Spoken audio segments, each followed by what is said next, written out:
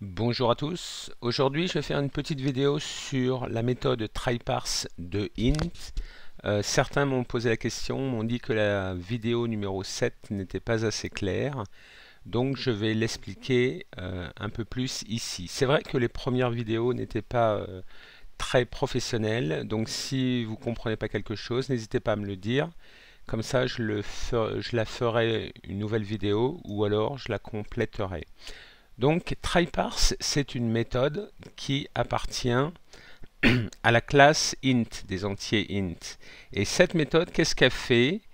Elle prend une chaîne de caractères en entrée, en paramètres, et elle essaye de la convertir au format int, integer, entier, dans la variable qui est comme deuxième paramètre. Cette variable doit absolument avoir la fonction out, c'est-à-dire que la variable doit être définie au préalable de l'appel de la méthode tryparse.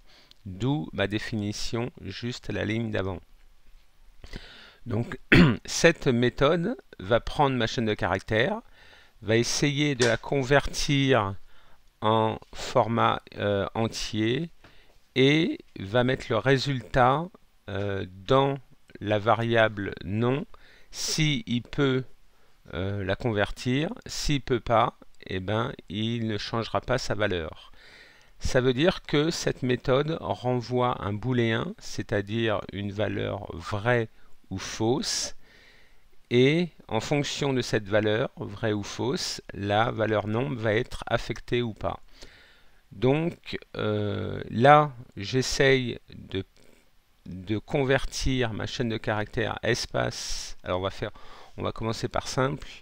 La chaîne de caractères 1, 2, 3, 4. Et si ça fonctionne, eh ben, j'affiche que ma conversion est possible. Et j'affiche en plus le nombre. Sinon, j'affiche que ma conversion est impossible. Ensuite, j'attends qu'une touche soit tapée au niveau du clavier pour garder l'affichage et qu'il ne soit pas terminé tout de suite. Donc je fais F5 et qu'on voit que tryparse a bien réussi à convertir ma chaîne de caractères 1, 2, 3, 4 en nombre 1, 2, 3, 4. Alors maintenant, je vais mettre un espace devant. Je vais faire F5. Et je vois que tryparse arrive à convertir ma chaîne de caractères qui commence par un espace. Et si je mets un espace également à la fin de ma chaîne de caractères, on voit que la conversion est toujours possible. En effet, tryparse enlève les espaces qui, pour lui, ne sont pas des entiers. Et si j'en mets plusieurs, on voit que ça fonctionne toujours. Donc maintenant, je vais enlever mes espaces. Mais imaginons que j'ai une chaîne de caractères comme celle-ci, 1, 2, 3, 4, espace 6. Dans ce cas-là, ça ne va pas fonctionner. Je fais F5 et il me dit conversion impossible de la chaîne de caractères. Alors ce qu'on peut essayer de faire, c'est d'afficher ici le nombre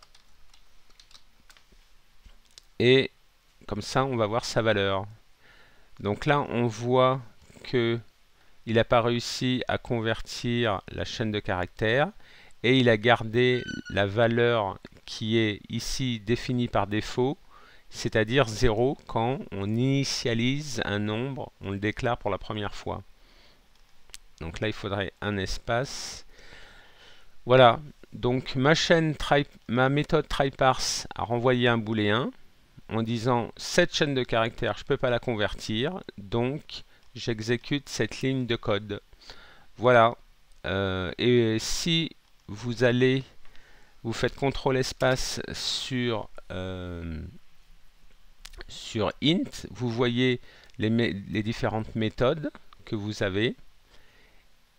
Et vous voyez que tryparse, ça convertit bien une chaîne dans un nombre, dans un style et un format propre à une culture spécifiée en entier signé 32 bits équivalent. Une valeur de retour indique si la conversion a réussi. Donc lui, il faut bien utiliser le mot-clé out, sinon ça ne fonctionnera pas. Il attend un entier comme résultat. Et la méthode renvoie un booléen, c'est-à-dire vrai ou faux. Voilà, donc c'était une petite vidéo pour vous expliquer try-parse sur des entiers, comment ça fonctionne. Si vous aimez, vous pouvez vous abonner. Si vous avez des questions, n'hésitez pas à les poster. Merci et à bientôt.